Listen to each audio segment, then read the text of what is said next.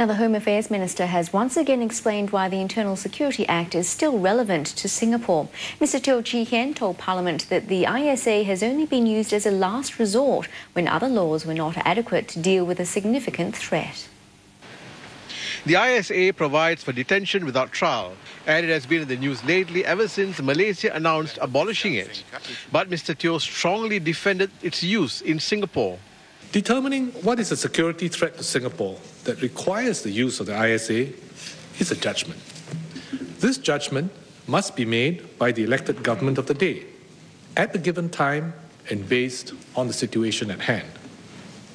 The ISA allows an overall assessment of the threat posed by a person to be presented and considered in totality, unlike a criminal case that is tried before the courts, which considers only specific acts directly related to that charge.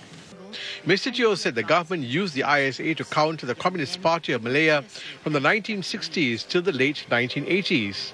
It was rarely used in the 1990s except for some espionage cases. But it proved critical after September 11 to protect Singapore from global terrorism and take prompt preemptive action to neutralize and disrupt the Jamaah Islamiyah network. Mr. Teo noted that in the course of the debate on the relevance of the ISA today, there have been suggestions to replace the ISA with a terrorism act. He feels that such an act has its limitations unless it is broad in scope and provides for preventive detention like the ISA. Ultimately, Mr. Teo said the government, rather than a judge, is responsible for decisions affecting national security. However, while the government makes the final assessment, it cannot act arbitrarily. It can only act within the powers provided to it by the ISA.